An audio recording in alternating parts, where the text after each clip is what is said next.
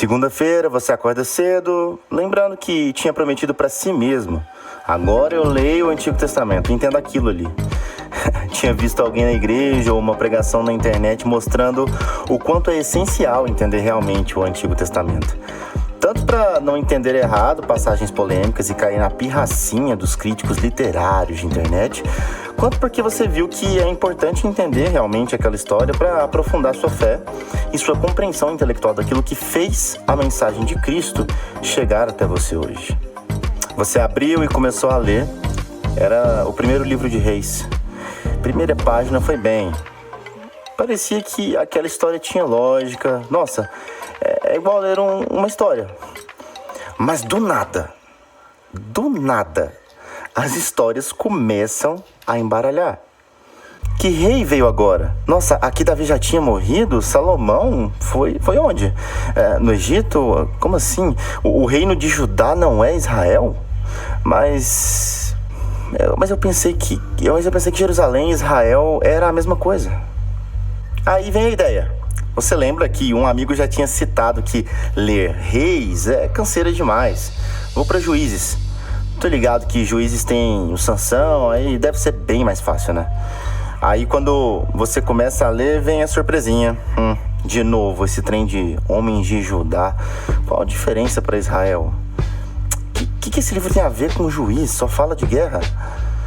Não sei se você lembra que Sansão era um fortão que matava leão, né?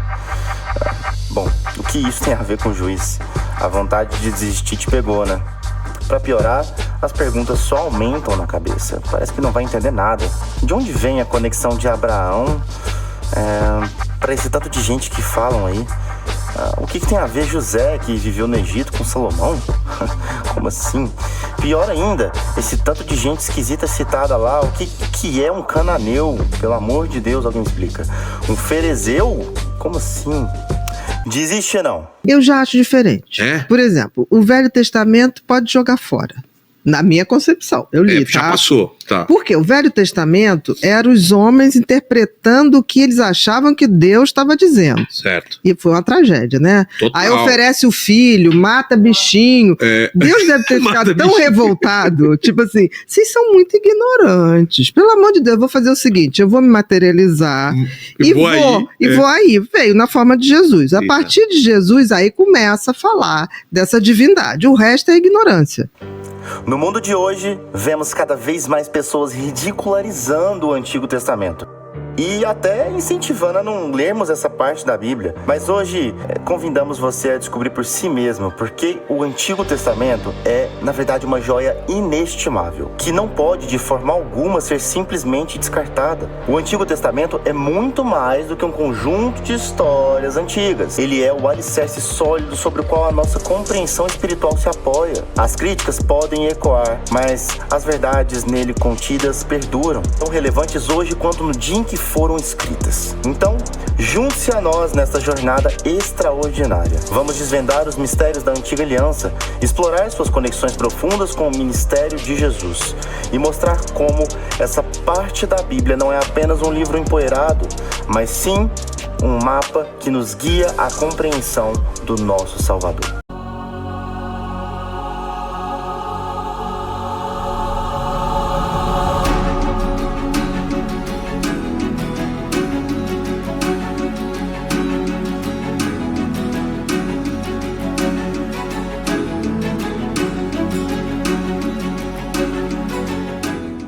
Estamos aqui para te contar como você vai entender tudo do jeito mais fácil que você já viu, sério. Não tem como ser mais fácil do que nós faremos nessa nova playlist que estamos lançando, que é Conhecendo o Antigo Testamento. Já se inscreve, curte o vídeo para estudar conosco sobre ele, beleza? Então vamos lá. Mas para começar essa jornada, precisamos te contar.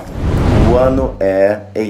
Bem, a gente não lembra bem quando foi. Até por isso é chamado de período imemorial. Vitor, de que período você está falando? Uai, o começo de tudo. Gênesis, a criação de tudo. Sim, período imemorial. Já disse que não sei qual o ano. Já deu para perceber que a gente não vai falar sobre teorias que existem sobre quando aconteceu Gênesis ou como aconteceu Gênesis nesse vídeo. A gente vai ter vídeo no canal sobre esse tema, sobre as várias formas de interpretar o período imemorial, ou seja, o período de Gênesis, a criação do mundo e as coisas que aconteceram naquele período curto ali, ou longo, não sei. Já te falei, né? Se inscreve, que aí você vai ver tudo isso que a gente tá falando. Mas, continuando, pois é, a história básica você sabe, Deus criou o mundo e o céu, a terra, as plantas, os animais e a sua última criação, o ser humano. Homem e mulher, Adão e Eva, sendo a criação máxima de Deus, sua imagem e semelhança. E isso é chamado de muito bom. Mas calma, eu não vou te falar o que você já sabe. Não sei se você está atento a isso, mas Deus não criou e jogou lá no Éden, tipo rato de laboratório. Ele criou uma aliança com ele. Podem desfrutar de tudo, dominem os animais e comam de tudo, menos do fruto do bem e do mal, pois se comerem deste, certamente vocês morrerão. Mas como todo ser humano excelente, Adão e Eva quebram a aliança ao serem tentados por Satanás. Você poderia pensar que a punição fosse física por quebrar essa aliança, mas o crime e a quebra aqui são contra um ser espiritual e eterno, é contra Deus. A consequência é muito mais ampla, porque a consequência é proporcional e estendida eternamente a todos os descendentes da mesma natureza corruptível. Mas como todas as vezes na história que a gente vai ler, que a gente vai conhecer aqui, como todas as vezes na história da humanidade, que Deus pune justamente, ou seja, de forma justa alguma coisa, Ele mesmo já se torna a própria solução. No preciso momento de decretada punição sobre toda a descendência, da própria descendência de Deus, Ele promete gerar aquele que seria diferente, que é diferente, aquele que venceria a serpente. Esse descendente, eu sei que você já sabe quem é, né? Então, já comenta quem ele é aí nos comentários. Mas bem, a história continua. E os descendentes mais próximos de Adão e Eva seguem o padrão do humano. Eles continuam a errar miseravelmente. Governam de forma errada a criação que deveriam governar de forma responsável. Não tem jeito. O projeto ser humano precisa ser encerrado. Precisa ser destruído. Quem sabe começar um projeto novo em outro planeta, sei lá. Mas espera, Deus pune justamente, mas também já gera a solução, lembra? Deus prometeu um descendente que encerraria esse ciclo. A solução, Deus preserva Noé e sua família no grande dilúvio. Quer vídeo sobre o acontecimento aí na história, o dilúvio? Vai ter, já te falei. Inscreve e curte, tô avisando. Vamos lá. Deus não jogou Noé à toa igual rato de laboratório no meio da terra pós-dilúvio. Ele fez o quê? Exatamente, ele fez uma aliança. E dessa vez Deus já se antecipa prometendo que jamais destruiria a terra. Novamente daquela forma. O selo e sinal desse compromisso está estampado no céu. E nós o chamamos de arco-íris. É, exatamente, arco-íris. Muito bem, a descendência se espalha pela terra e esta se encontra repovoada novamente.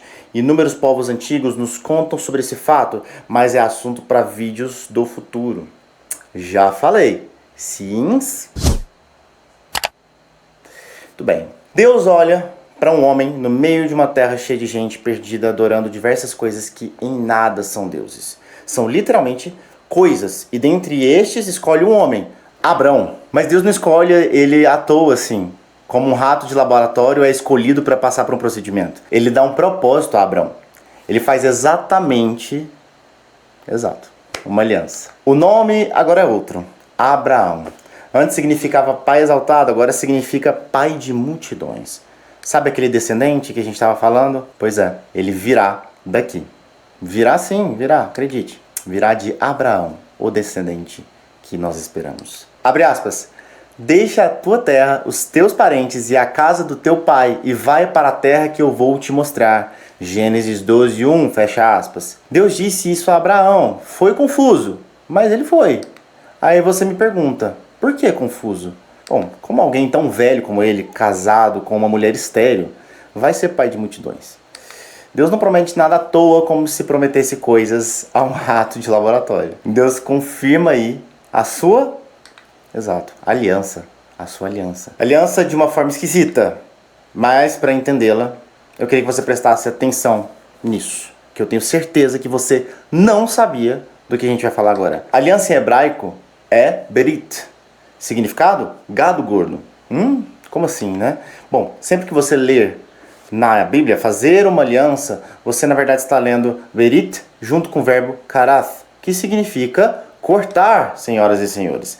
Vitor, É estranho eu ainda não ter entendido? Não, não é estranho. Calma. Continua firme aqui comigo. Bom, vou te explicar o seguinte. O ano 2100 a.C., este homem, Abraão, vivia em um contexto no Oriente Próximo em que as pessoas costumavam fazer acordos assim. Colocavam um gado gordo e cortavam ele ao meio. Passavam no meio dele para selar aquela aliança, como quem diz, quem descumprir essa aliança terá o mesmo fim do gado. Bom, se fosse hoje, seria como um contrato em cartório com uma cláusula que prevê que quem descumpriu o acordo terá prisão perpétua. Um pouco exagerado, mas era o jeito que fazia. Bom, Deus manda Abraão colocar vários animais cortados ao meio, mas quem passa não é Abraão. Quem passa é o próprio Deus. Sério? Sim. Abre aspas, editor. Depois que o sol se pôs e veio a escuridão, eis que um fogareiro esfumaçante com uma tocha acesa passou por entre os pedaços dos animais. Naquele dia, o Senhor fez a seguinte aliança com Abraão. Aos seus descendentes dei esta terra, desde o ribeiro do Egito até o grande rio, o Eufrates. Gênesis 15, 17, 18, fecha aspas. Como sinal de compromisso de Abraão e seus descendentes, deu a circuncisão aos homens para selar essa aliança, ou melhor, cortar essa aliança. E com a aliança, Deus já promete a solução para tudo que viria. Abre aspas, editor. Na sua descendência serão benditas todas as nações da terra, porque você obedeceu à minha voz. Gênesis 22, 18, fecha aspas. O apóstolo Paulo, lá no futuro, já nos dá um spoiler dessa história. Assim também as promessas foram feitas a Abraão e ao seu descendente. A escritura não diz e aos seus descendentes, como se falando de muitos, mas ao seu descendente, dando a entender que se trata de só um, isto é, de Cristo. Gálatas, a gente encontra essa passagem, fecha aspas, editor. Sim, a promessa a Abraão e seu cumprimento em Cristo Jesus, o descendente. Abraão teve Isaque, que teve Jacó, e este teve José. Prazer, estes são os famosos patriarcas. José você conhece bem lá do Egito, mas calma que vai ter vídeo sobre todos eles no canal. Bom, eu já falei pra você, se inscreve, vai ter vídeo, bora. Bom, José e seus 11 irmãos se estabeleceram no Egito. No começo foi bom demais, mas mais pra frente viraram tudo escravo. Bom, se tem problema, Deus gera a solução. Ele levanta Moisés como líder para liberar o povo da escravidão egípcia.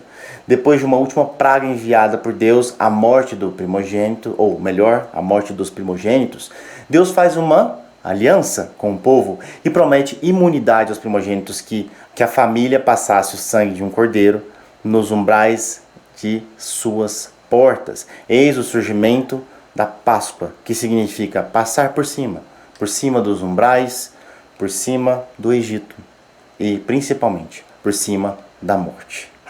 Eles ainda não entendiam completamente, mas no futuro entenderiam.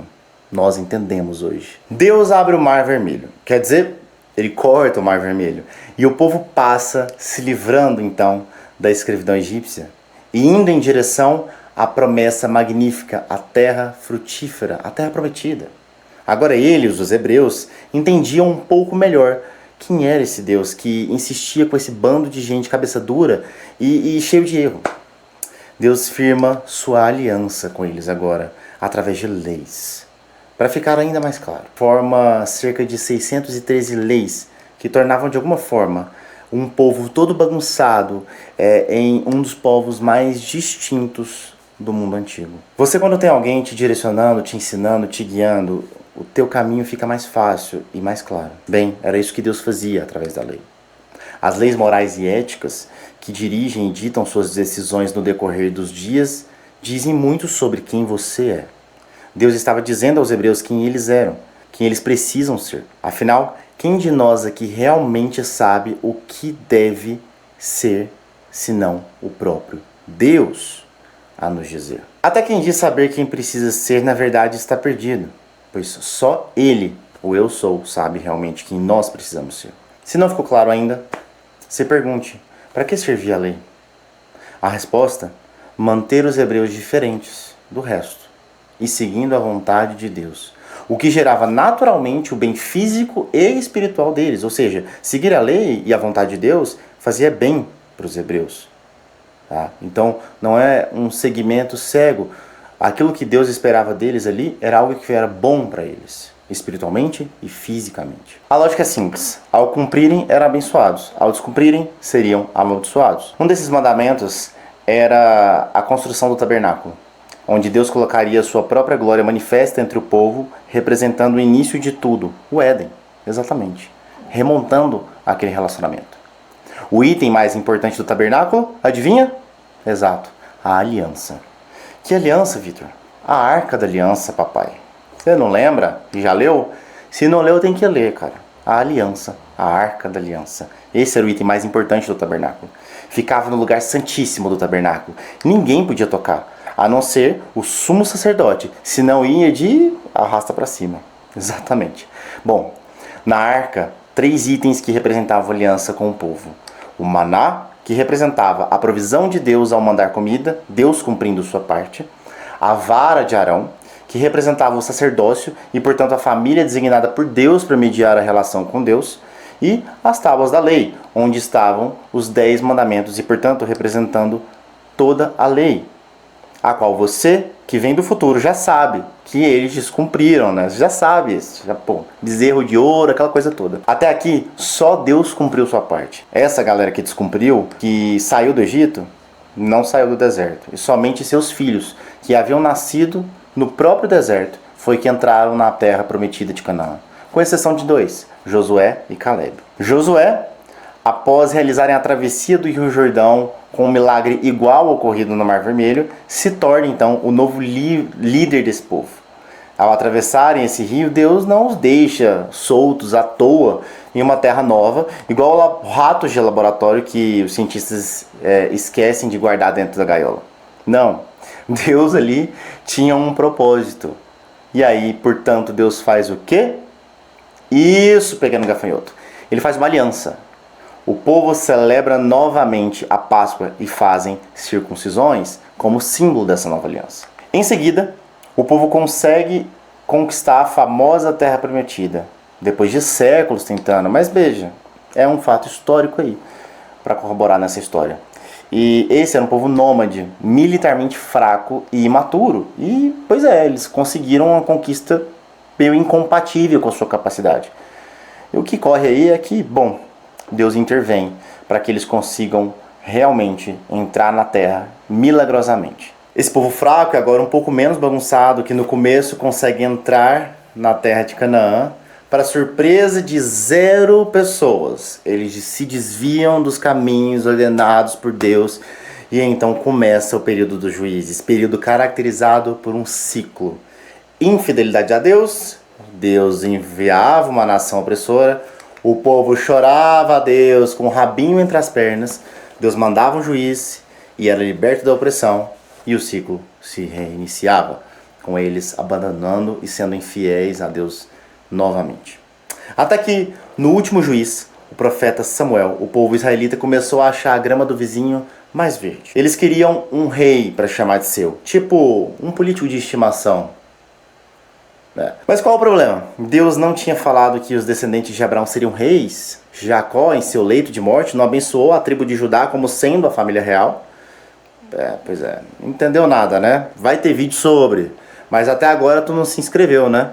Como que tu vai ver esses vídeos se tu não se inscrever, cara? Se inscreve aí. Então vamos continuar. Até a lei, em Deuteronômio 17, permite um rei caso ele tema o Senhor. O problema é a ideia da grama do vizinho ser mais verde, ou seja, a inveja e desejo daquilo que não se precisa. Igual eu e você mesmo.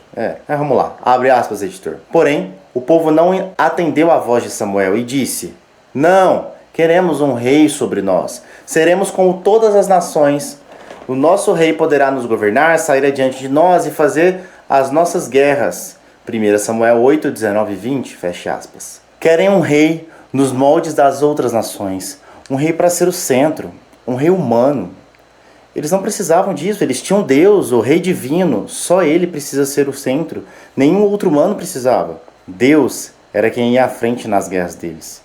Seu governo era por meio das leis dele, que, como sabemos, ao cumprirem, faziam bem para eles mesmos, mas eles queriam um humano, falho e corrupto. É exatamente dessa forma que Saul, o primeiro rei, é tratado. Ele se torna o centro deles. No lugar de Deus, ele tenta se tornar aquilo que é incapaz de ser. Saul desobedece a Deus e, portanto, Deus escolhe um substituto fiel a ele, Davi. Sim, aquele que venceu Golias por sua fé em Deus, depois de fugas e disputas, pois Saul não queria perder seu trono para Davi. Saul morre e Davi assume seu trono. Mas Deus não coloca o pequeno Davi no trono à toa, tipo um rato de laboratório, que é colocado na gaiola mais alta da sala. Deus faz uma... Isso, não vou repetir, você já sabe. Tá bom. Ele faz uma aliança. Abre aspas, editor. Quando seus dias se completarem e você descansar com seus pais, então farei surgir depois de você o seu descendente, que procederá de você, e estabelecerei o seu reino. Este edificará um templo ao meu nome, e eu estabelecerei para sempre o trono do seu reino. Eu lhe serei por pai, e ele me será por filho, 2 Samuel 7, 12 a 14. É exatamente isso que Deus faz na vida de Salomão, o filho de Davi e sucessor dele. O reinado de Salomão, Deus está presente, e no templo o rei de Judá governa, e estão vivendo na terra prometida. Percebe?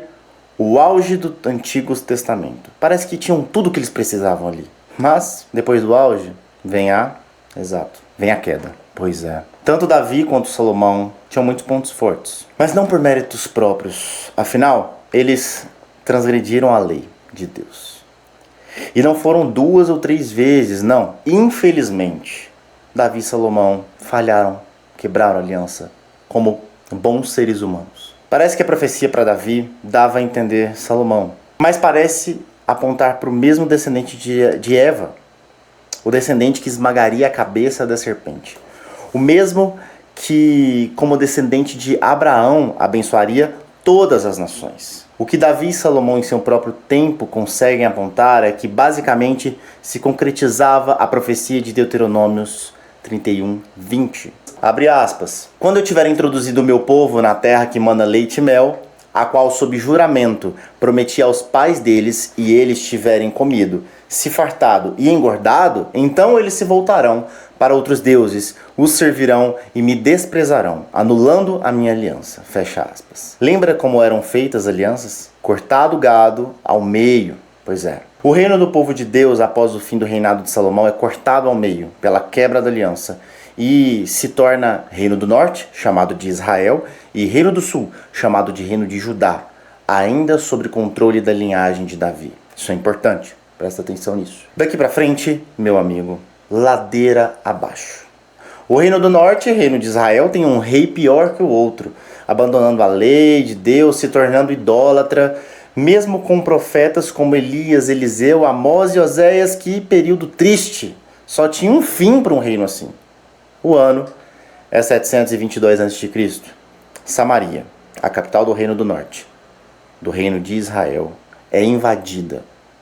E o Reino do Norte completamente aniquilado da existência pelos assírios.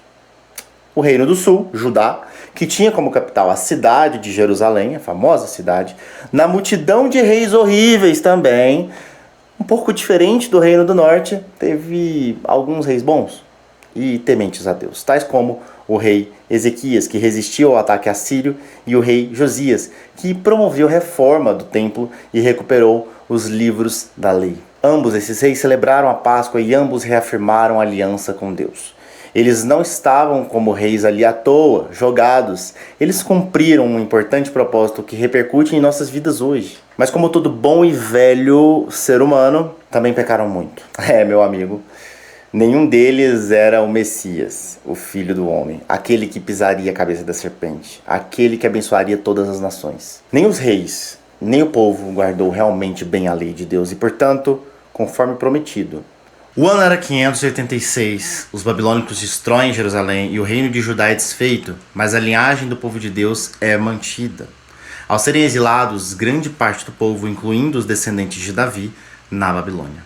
Bom, Deus levanta o profeta Jeremias, um dos exilados, e por meio dele diz, abre aspas, editor, farei com os homens que transgrediram a minha aliança e não cumpriram as palavras da aliança, que fizeram diante de mim o mesmo que eles fizeram com o bezerro que cortaram ao meio para passarem entre as duas partes. Jeremias 34:18, fecha aspas. Deus traz o justo juízo sobre eles, mas, como sempre, Deus também surge com a solução. Imagine você. Você dá tudo a alguém e o que você pede dessa pessoa é que ela siga algumas orientações. Que ela não entende agora, mas que na verdade são orientações para o próprio bem dela, bem físico mesmo. E se ela simplesmente ignora isso, você vai e faz tudo de novo, com cada vez mais apreço e cuidado, mas todas as vezes no fim essa pessoa simplesmente trai a sua confiança. De novo e de novo, você se sentiria como? Teria essa paciência? Isso é algo que parece possível de aguentar? Isso é amor manifesto do Deus do Antigo Testamento, que é o mesmo do Novo Testamento. Sim, o Deus amoroso do Antigo Testamento. Continuando, Deus dá a solução. Abre aspas. Eis aí, vem dias, diz o Senhor, em que firmarei nova aliança com a casa de Israel e com a casa de Judá. Não segundo a aliança que fiz com os seus pais no dia em que os tomei pela mão para os tirar da terra do Egito, pois eles quebraram a minha aliança, apesar de eu ter sido seu esposo, diz o Senhor. Porque esta é a aliança que farei com a casa de Israel depois daqueles dias, diz o Senhor. Na mente lhes imprimirei as minhas leis, também no seu coração as inscreverei. Eu serei o Deus deles e eles serão o meu povo. Jeremias 31, de 31 a 33, fecha aspas. Mas Deus continua, abre aspas. Naquele dia e naquele tempo levantarei um renovo, um descendente justo da linhagem do rei Davi. Ele fará o que é justo e certo em toda a terra. Nesse dia Judá será salvo e Jerusalém viverá em segurança. E este será o seu nome. O Senhor é nossa justiça. Jeremias 33, 15 e 16. Fecha aspas. Sim, o Messias ungido, o descendente de Davi. Deus, por fim, levanta profetas no exílio, como Daniel. Sabe aquele lá da Cova dos Leões, tem uns amigos legais, exato, com os nomes diferentes? Esse mesmo. Ele teve uma visão da parte de Deus. E sobre essa visão ele disse, abre aspas, na minha visão à noite vi alguém semelhante a um filho de um homem, vindo com as nuvens dos céus. Ele se aproximou do ancião e foi conduzido à sua presença. A ele foram dados autoridade, glória e reino. Todos os povos, nações e homens de todas as línguas o adoraram. Seu domínio é um domínio eterno que não acabará e seu reino jamais será destruído. Daniel 7, de 13 a 14. Sim, meus amigos, esse é o tal filho do homem que tanto falam. Exatamente, o mesmo descendente de Davi, já que seu reino não acabará. Contemporaneamente a Daniel, Ezequiel, também profeta, transmite as seguintes palavras do próprio Deus. Abre aspas. Farei deles uma só nação na terra, nos montes de Israel, e um só rei será rei de todos eles. Nunca mais serão duas nações. Nunca mais se dividirão em dois reinos. Habitarão na terra que dei ao meu servo Jacó, na qual os pais de vocês habitaram. Habitarão nela eles e os seus filhos, e os filhos dos seus filhos para sempre. E Davi, meu servo, será o príncipe deles para sempre. Farei com eles uma aliança de paz. Será uma aliança eterna. Eu os estabelecerei, os multiplicarei e porei o meu santuário no meio deles para sempre. Ezequiel 37, 22 e também de 25 a 26. Fecha aspas. Davi? Sim, Davi, o descendente dele. O filho do homem, aquele que pisaria a cabeça da serpente, o real príncipe da paz, o Cristo. Passaram 70 anos do cativeiro na Babilônia. Quem domina? A Pérsia. O rei Ciro. Ele conquista a Babilônia e libera os judeus, liderados por Zorobabel, descendente de Davi, junto com uma parte do povo para retornar a Jerusalém para reconstruí-la. Os profetas Zacarias e Ageu lembram a todos sobre a promessa da vinda do Messias. O templo é reconstruído, então, nessa atividade. Algum tempo depois, sob a liderança de Esdras e Neemias, o muro é reconstruído. Bem mais tímido do que já foi, mas ali estava a reconstrução e o nascimento da história de relacionamento de Deus com o seu povo. Malaquias, o último profeta da Antiga Aliança, profetiza nessa época pós-exílica o seguinte, abre aspas, editor. De repente o Senhor a quem vocês buscam virá ao seu templo, e o mensageiro da aliança a quem vocês desejam, eis que ele vem, diz o Senhor dos Exércitos. Malaquias 3:1, fecha aspas. Sim, senhoras e senhores, ele veio. O descendente de Eva, de Noé e de Abraão, de Jacó, de Judá, de Davi, de Salomão, de Zorobabel. Aquele que esmagou a cabeça da serpente, abençoa todas as nações e reina para sempre. o Filho do Homem, o Filho de Deus, Jesus, o Cristo, aquele que foi enviado desde o Éden para te salvar de você mesmo, como bom humano, falho e corrupto que é. Ele foi o único que cumpriu plenamente a aliança, a lei e os profetas, e te convida a ser o tabernáculo, o templo dele, para que ele esteja presente todos os dias de nossas vidas, por meio do Espírito Santo. Você não está aqui à toa, como um rato de laboratório, sem propósito nenhum. Seu propósito está em se relacionar com esse Deus, que amou do começo ao fim da história da humanidade, desde o Antigo Testamento até o atual Testamento, o Novo Testamento. O testamento que você vive. Afinal, o que é testamento, né? Bom, é uma pergunta que provavelmente a gente vai te responder no próximo vídeo. Quer aprender mais sobre tudo isso? Já falei pra você. Se inscreve. Aproveita e compartilha com quem estava procurando entender mais a respeito do Antigo Testamento. Tem muito mais por vir aí. Eu sou Vitor Machado Jesus e este é o canal Apologética. Este roteiro foi escrito por mim e por meu cofundador desse canal, Vitor Guedes. Até semana que vem. Valeu! Fui!